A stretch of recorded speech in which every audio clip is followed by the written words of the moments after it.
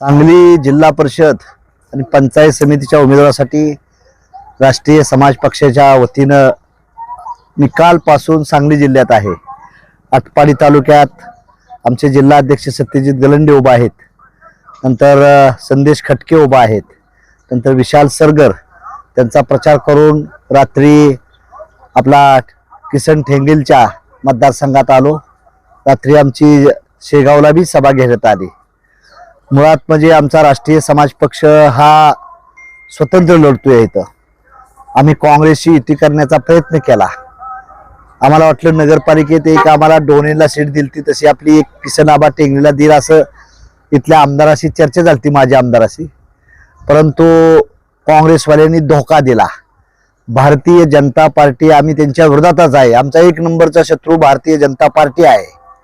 Secular मत विभाजन होऊ नये म्हणून दोन्ही राष्ट्रवादी काँग्रेस युती करण्याचा आम्ही प्रयत्न केला। मी तसं डफळापूर जिल्हा परिषद रासपाची ताकद चांगली आहे, दडीबरची चांगली आहे, आमची शेगावला चांगली आहे। सर्वच ठिकाणी मी जिल्हा परिषद पंचायत रासपाची उभा करू शकलो असतो, पण काँग्रेसवाल्यांनी आम्हाला गोड बोलून सांगितलं की तुम्हाला आम्ही शेगाव सोडतोया, म्हणून आम्ही बाकी ठिकाणी अर्ज भरले नाहीत। पण काँग्रेस देखील फसवी पार्टी निघाली, भाजप महाफसवी आहे। त्यामुळे आम्ही स्वतंत्र शेतकऱ्याचा विषय घेऊन आम्ही महाराष्ट्रभर राष्ट्रीय समाज पक्ष लढत आहे। परभणी जिल्ह्यात राष्ट्रीय समाज पक्षाची काँग्रेसची युती आहे। सातारा जिल्ह्यात राष्ट्रवादीची राष्ट्रीय समाज पक्षाची युती आहे। बीजेपीशी आमची युती कुठेही महाराष्ट्रात नाही। आम्ही राष्ट्रवादी काँग्रेस आणि काँग्रेसशी करतोय, परंतु हित सांगली जिल्ह्यात घात झाला। ज्यांना आम्ही विश्वास ठेवला, मित्र म्हणलं, पण भाजप आणि काँग्रेस दोन्ही एकाच नाण्याच्या बाजू आहे ते आम्हाला लक्षात आलं आणि त्याने आम्हाला धोका दिल्यामुळं आज आमचा किसनआबा आम्ही स्वतंत्र लढतोय। अगोदर ते म्हणले काँग्रेसचा आम्ही अर्ज माघारी घेऊ आणि नंतर त्यांनी काँग्रेसचा घेतला नाही। आज आमचं म्हणणं आहे की राष्ट्रीय समाज पक्षाचीच आपली ताकद वाढली पाहिजे। झेंडाही आपला, दांडाही आपला घेतल्याशिवाय चालणार नाही। भारतीय जनता पार्टी या देशात जातीवाद पेरते, धर्मात भांडणं लावते आणि पैसे टाकून मतं घेते। सामान्य लोकांना तेच असतं की बा आपल्याला कोण पैसे देते। माझी आपल्याला तमाम मतदार बंधूंना विनंती आहे की जतच्या बाजारात जनावरं विकली जाते, ती माणसं विकली जात नाहीत। पण ह्या प्रस्थापित पक्षांना माहित आहे की आम्ही विकत घेऊ, मतं विकत घेऊ आणि आम्ही आमचं राजकारण करू। तर जर न विकणारा मतदार तयार झाला तर न विकणारा नेता तयार होईल। पण दुर्दैव आहे आमच्यासारख्या चळवळीच्या माणसाला यश येत नाही। महाराष्ट्रात सर्वात जास्त राष्ट्रीय समाज पक्षाचं किंवा यशवंत सेनेच्या माध्यमातून हे कुठलं गाव वाडी वस्ती आम्ही ठेवली नाही, पण इथं आमच्या पक्षाला यश आलं नाही। नेहमी 2 दिवसात 15 दिवसात येणारा माणूस आमदार होऊन जातो, म्हणजे हे उदाहरण आहे इथलं। पण ह्या लोकांना काय पाहिजे मला अजून काही कळालेलं नाही। पण स्वाभिमान आपला जिवंत ठेवा म्हणून चळवळीतली माणसं जिवंत। आज ह्या किसनआबानं 57 कोटीची कामं केली, 63 कोटीची कामं केली। तो विकासाचा मुलगा आहे, अतिशय चांगला आहे। रस्ते असेल, लाईट असेल, पाणी असेल, शाळा असेल। मी ज्यावेळेस मिनिस्टर होतो माझ्याही माध्यमातून मदत करण्याचा मी प्रयत्न केला। शेगाव सारख्या गावाला, निगडी सारख्या गावाला, जत मधलं कुठलं गाव ठेवलं नाही की माझा आमदार फंड मी तिथं दिला नाही असं। परंतु इथं अजून आम्हाला यश नाही। आणि दुर्दैव काय, एखाद्याला रासपाचा आदेश केला का ते फुटून दुसऱ्या पक्षात जातोया, काँग्रेसमध्ये जातोय, बीजेपीत जातोया। त्यात आता माझाच काहीतरी कमीपणा असेल असं मला वाटतंय। हा कार्यकर्ता आमच्यातनं तयार होतो आणि ह्या रेडीमेड पक्षांना मिळतो, म्हणजे विशेष असे कार्यकर्ते देखील माझ्याजवळ असल्यामुळं माझा पराभव झालेला आहे। पण माझ्या आता शेगाव मतदारसंघातल्या मतदारसंघाला विनंती आहे, भारतीय जनता पार्टी बुलवी पार्टी आहे, आम्ही त्यांच्याबरोबर युतीत होतो। पण लोकांचा समज काय, महादेव जानकर बीजेपीतच होता। मी बीजेपीच्या चिन्हावर कधी लढलो नाही, मी स्वतंत्र माझ्या चिन्हावर लढलो, आमदार मंत्री झालो, 4 आमदार केलं।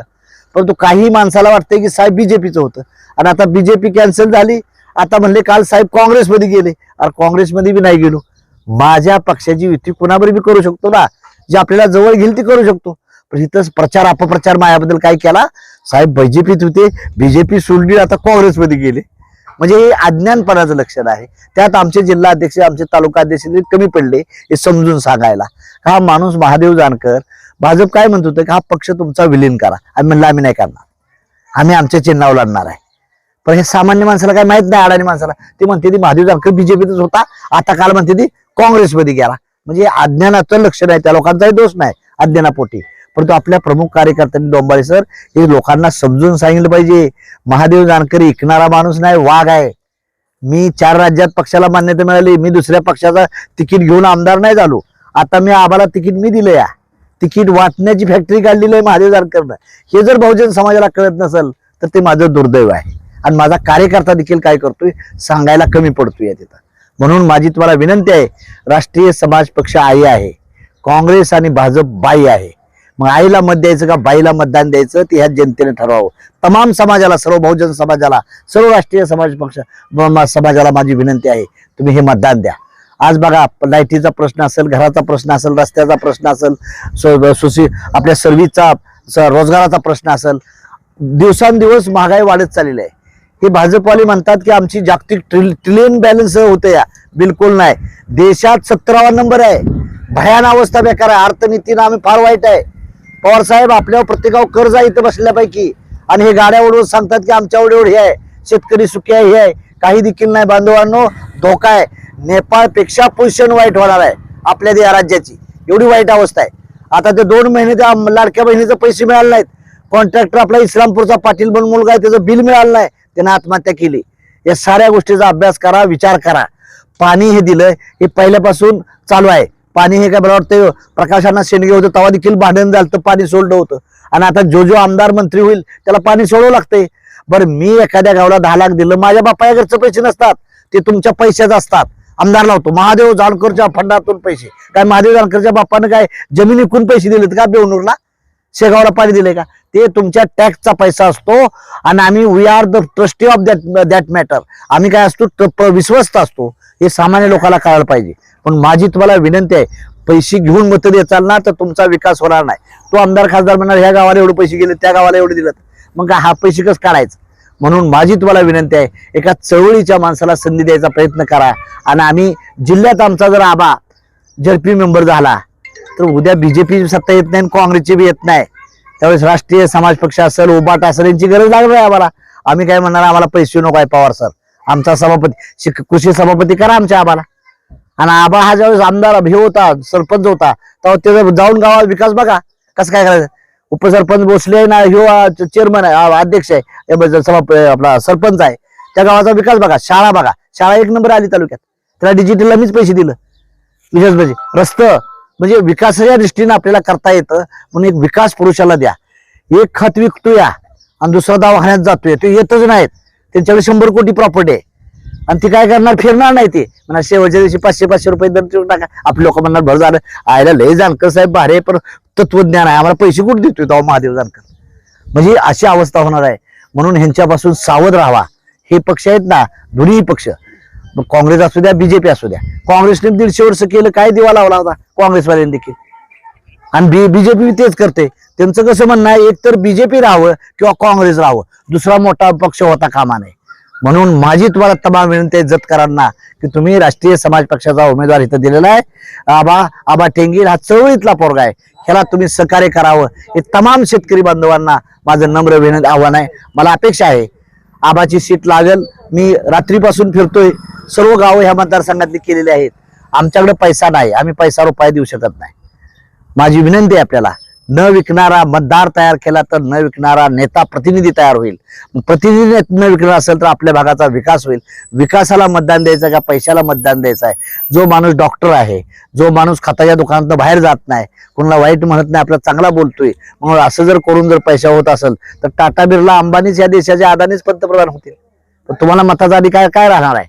म्हणून या देशातली सिस्टम, देश लेवलचा जो पार्टी आहे ती देखील आपल्या समाजाच्या हिताची नाही, देशाची. आज अदानी अंबानीनं मुंबई विकत घेतली, तुम्हाला बेचेरा काय, तुमचं पोरग सर्व्हिस लागलं तर ही नाही आता मिळत, त्याला पेन्शन नाही मिळत, आणि इथून पुढे सर्व्हिस देखील संपलेले आहेत. भाजपाचा डाव आहे, या देशाची घटनाच बदलायची. तुम्हाला पुढच्या बारीनं मताला अधिकारच ठेवायचा नाही, एवढं भाजप खालच्या लेवलला चाललेलं आहे. म्हणून माझी तुम्हाला विनंती आहे, भारतीय जनता पार्टी हटाव आणि काँग्रेसला बचाव, असं नाही तर राष्ट्रीय समाज पक्षाला बचाव, ही आमची तुम्हाला विनंती आहे.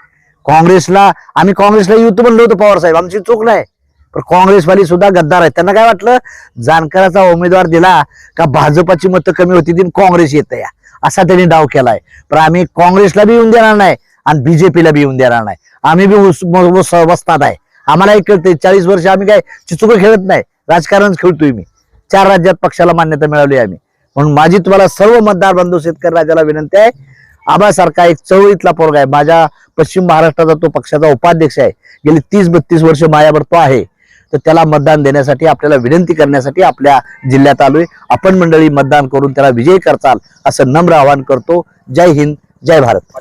Press the bell icon on the YouTube app and never miss another update.